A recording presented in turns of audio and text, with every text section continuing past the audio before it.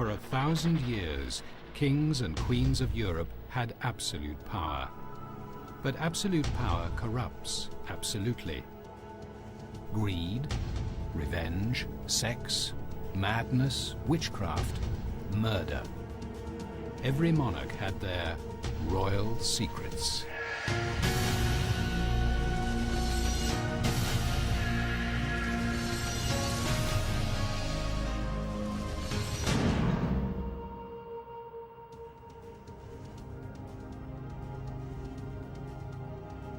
Kings have always tried to hold on to their power. Survival meant eliminating enemies. Executioners and assassins did the dirty work. As children, 3 kings watched in horror as family members were slaughtered. Macbeth, King of Scotland; Eric XIV, King of Sweden; Ivan, Tsar of Russia. Unlike most royals, they were driven to kill with their own hands.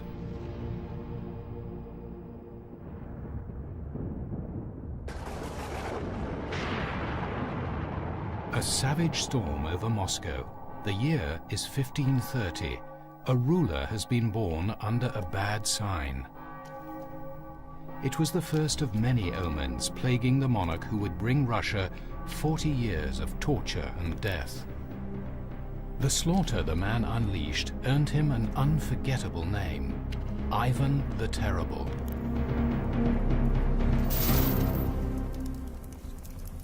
And it all started in his unusual childhood. Ivan's father, Tsar Vasily, died when Ivan was 3. Somebody poisoned Ivan's mother shortly thereafter. For 10 years he was a royal orphan, imprisoned and abused by his guardians. Young Ivan constantly faced death from nobles battling for his crown. But the stubborn prince was a survivor. By age 13, Ivan had enough support to be crowned Tsar of all the Russias. Now he had the power to take revenge. Tsar Ivan immediately ordered a rival prince thrown to a pack of wild animals. They tore the man apart. This first taste of blood was just the beginning. Always on guard to protect his throne, suspicion became his way of life. To extract confessions from suspected plotters, Ivan turned to torture. Ivan whipped men until their skin hung in bloody strips.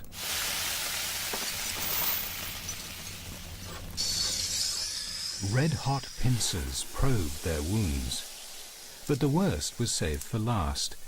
Glowing coals were stuffed in victims' ears. After Kremlin dinners, Ivan led appalled guests on tours of his torture chamber. Despite his tortures and executions, Ivan considered himself a religious man.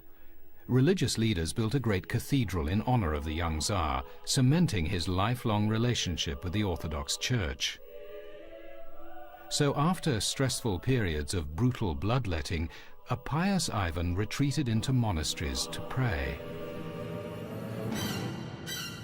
The more atrocious his acts, the harder Ivan prayed. The time known as the Terror had begun. By the time he was 30, Ivan had earned the name that would make him infamous: Grozny, the Terrible. In 1570, Ivan heard rumors that the beautiful, wealthy city of Novgorod was aiding his enemies, but there was no proof. So the paranoid Tsar reached the safest conclusion. He condemned the entire city to death.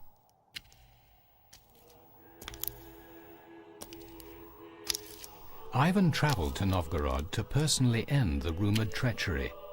His first stop was the cathedral, where the local archbishop had hidden the city's treasures behind church walls.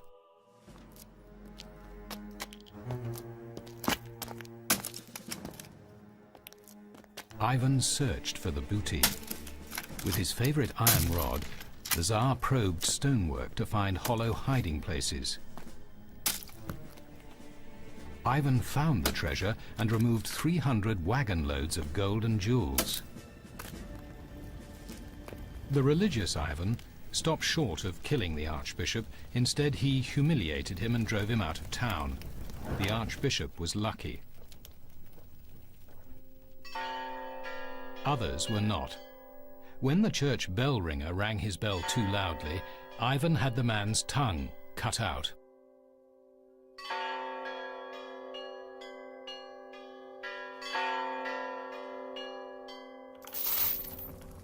Ivan then invented some especially painful tortures, sliding needles under fingernails, ripping ribs from chests, hammering nails into bones.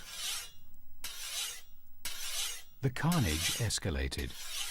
Ivan's men tied children to their mothers and threw them into the freezing Volkhov River. The few who broke free were stabbed to death with boat hooks. Ivan personally supervised the execution of nobles. They were boiled alive and then cut into pieces. It took 5 weeks to exterminate the citizens of Novgorod. It was said that the river was dammed with corpses for 6 months. Legend has it that during the massacre, a pigeon landed on the cathedral. Horrified by the gruesome spectacle, the bird turned to stone. If the pigeon ever flies away, Novgorod will be destroyed. When the bloodbath ended, the pious Ivan turned back to God for comfort. He sent the list of his victims to every cathedral in Russia, along with a bag of gold. Ivan hoped for absolution, even though his list bore the names of 2,700 men, women, and children.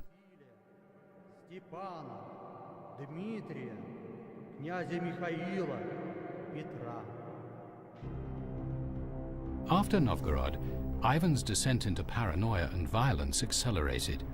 He aged rapidly. Truth was, the Tsar of all the Russias was riddled with syphilis. As the disease ravaged his brain, Ivan became crazier than ever. In 1581, he finally turned on his own family. Moodily wandering the Kremlin palace, Ivan became enraged by the immodest clothing worn by his pregnant daughter-in-law.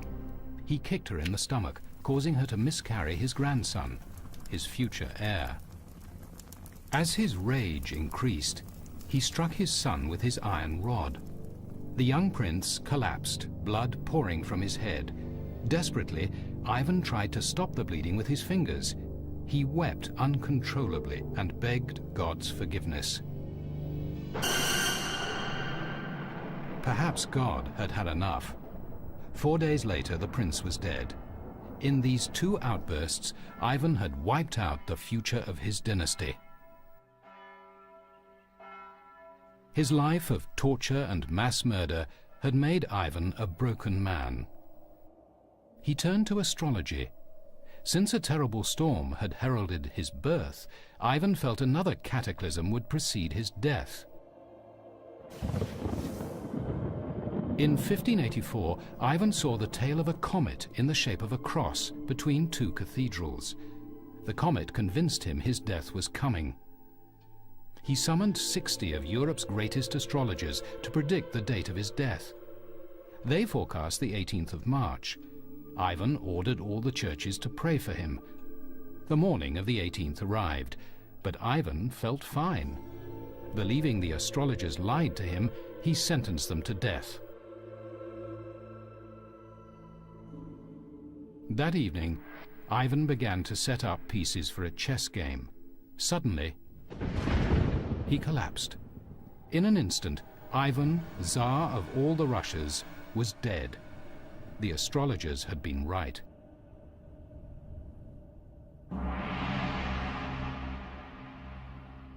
A monument to 1,000 years of Russian history stands in the city of Novgorod. It honors every Tsar of Russia except one, Ivan the Terrible, the maniac who killed more than 50,000 of his own countrymen. During bitter winters, the Volkhov River freezes over, but one stretch remains unfrozen. the exact spot where 2,700 people were murdered by Ivan the Terrible.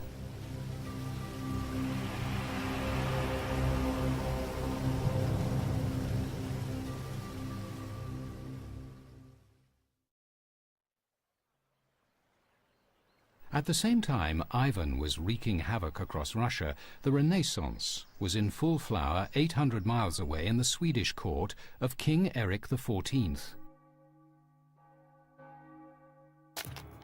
But beneath the placid exterior, a malignancy festered. The royal family was plagued with mental disorders. Erik grew up in a palace atmosphere of suspicion and distrust. His father, King Gustav, supposedly had killed Erik's mother with a hammer.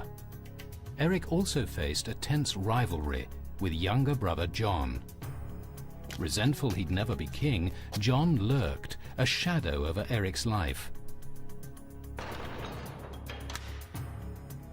But John would never be king while Erik was alive.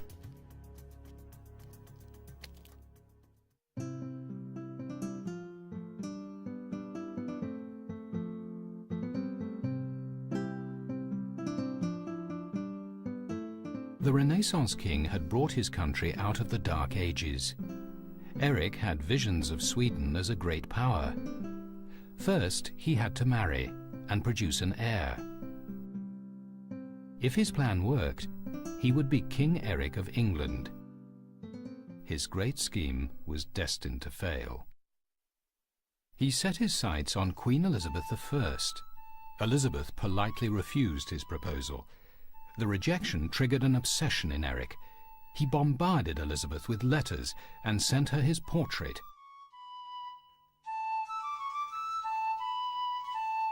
Erik's fixation growing, he set sail to claim her by force. Fortunately for Elizabeth, storms and seasickness turned Erik back. Erik's obsession only got worse. He proposed to many princesses. They all said no. Paranoid, he imagined a plot to destroy his dynasty. Brother John reinforced his delusion by successfully marrying a Polish princess. Erik retaliated by throwing John into prison. Simple household objects took on sinister implications. When two servants carelessly left a jug, halter and cloak in the royal toilet, Erik condemned them to death for annoying him. When a staff member accidentally broke the royal scepter, Erik charged him with treason, a capital crime.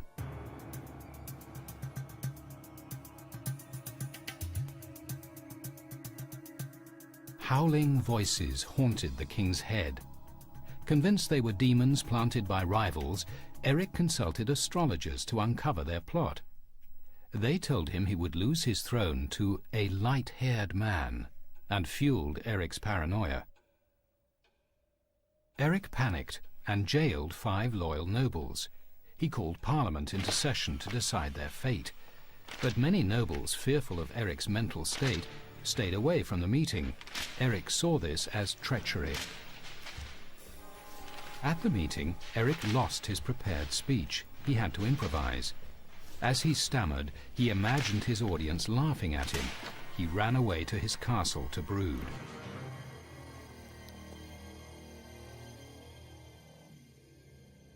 Several days later, the erratic Erik calmly emerged. He asked his prisoners for forgiveness.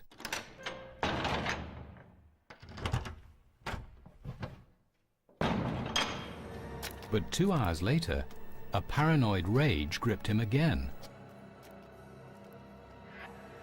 Fired by his inner demons, he stormed into a noble's cell. Screaming the man was a traitor, Erik stabbed him to death. Raving, the king ordered guards to kill the other prisoners. 4 more nobles were butchered.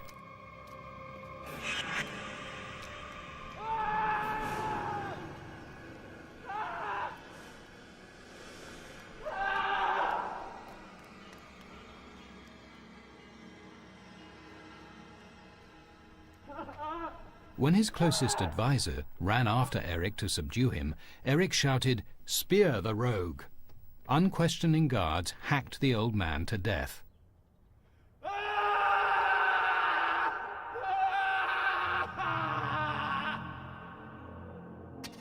Leaving his palace, Eric wandered the woods alone for days. Gradually, he recovered his composure. Guilt over his murders compelled Eric to offer gold to the victims' families. They refused to take it. The king now issued a proclamation, thanking God for his deliverance from the devil, and commanded his subjects to pray for him. He even let his brother John out of prison. But Eric's subjects now knew their king was not fit to rule. John deposed and imprisoned Eric, achieving his lifelong ambition. Eric's paranoid fears and the astrologer's prophecy had come true. His young, light-haired brother was now king. Eric languished in jail for 9 years. He plunged into a fantasy world, never to return. He kept the diary of a madman. July the 8th. I've had Christopher the cook's head cut off. August the 2nd. Last night they tormented me with wet sheets and bad bread. November the 4th. Secretly hid my gold under the bedchamber. Although Eric was insane, as rightful ruler he still posed a threat to the new King John. John pondered ways of removing Eric from the scene. He had him abused, humiliated, deprived of warm clothes. One of Eric's jailers seriously wounded him in a fight. But Eric survived.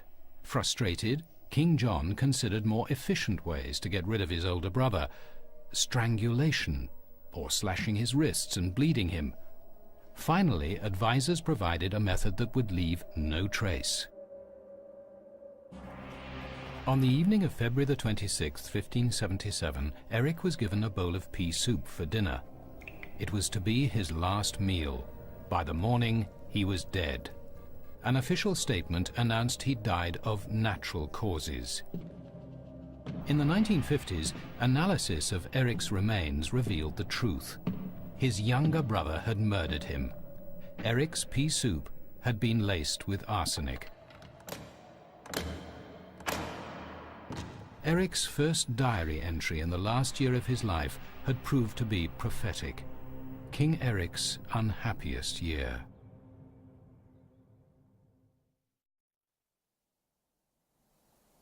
Unlike the sophistication of Renaissance Sweden, life in 11th century Scotland was short, nasty and brutish. These were the Dark Ages.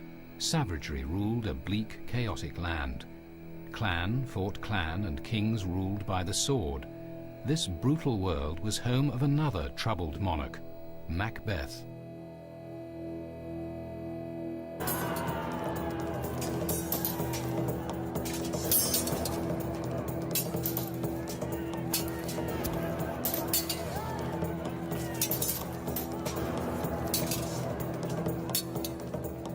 Member of a powerful clan, rival for the Scottish throne, Macbeth was shadowed by murder. His grandfather died in battle. His father was killed. Macbeth's wife saw her grandfather captured, blinded, and executed. Her brother was burnt alive. Macbeth's family had been a constant target.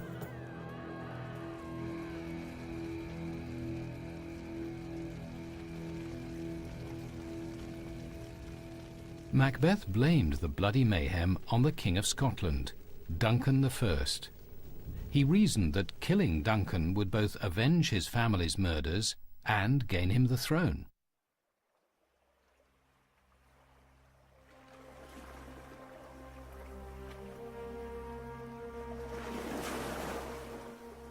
"500 years later, Shakespeare wrote his great play about Macbeth. He imagined Macbeth's life as a tale of ghosts and witches. But unknown to Shakespeare, Macbeth's true story lay hidden in a fragile manuscript written by a mysterious monk. In the 19th century, scholars pieced together the story. The tale was more savage than Shakespeare imagined. In the real story, Macbeth hatched a clever plot. He swore allegiance to King Duncan. At the time, Duncan's power was slipping. He needed friends. Duncan trusted Macbeth and gave him an army to help defend his kingdom. Macbeth now drew closer to vengeance and the crown.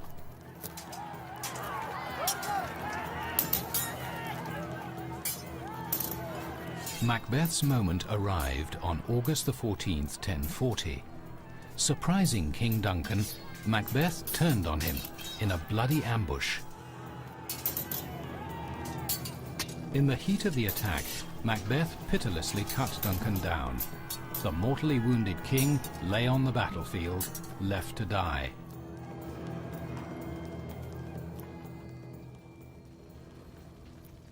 Macbeth's treachery worked.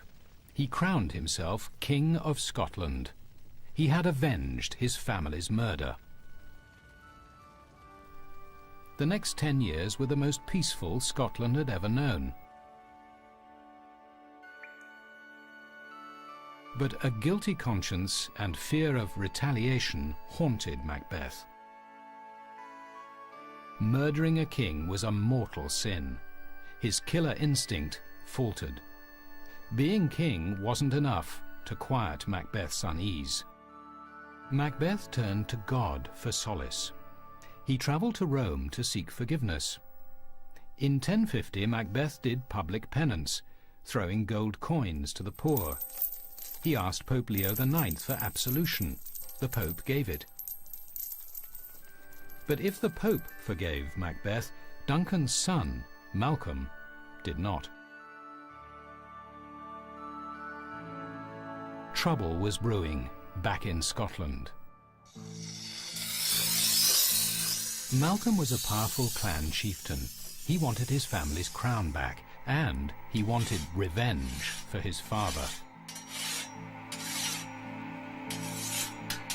Malcolm had been patiently assembling an army. When Macbeth returned to Scotland, he realized Malcolm had grown too powerful. In 1054, Macbeth fled into the wilderness. Now, he was a hunted man. Malcolm stalked Macbeth for 3 years. He had taken Macbeth's crown, but he had to take Macbeth's life to satisfy his appetite for revenge.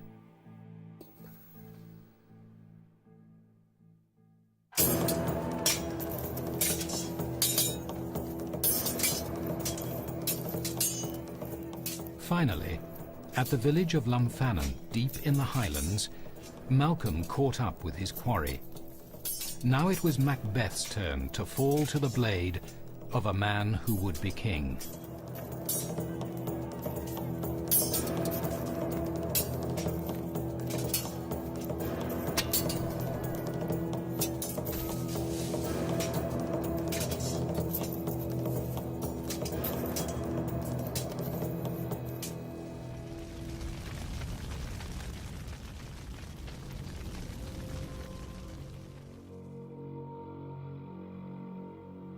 In 17 years and 1 day, the story had come full circle. Macbeth had killed a king to gain the crown, and now that man's son had taken Macbeth's life.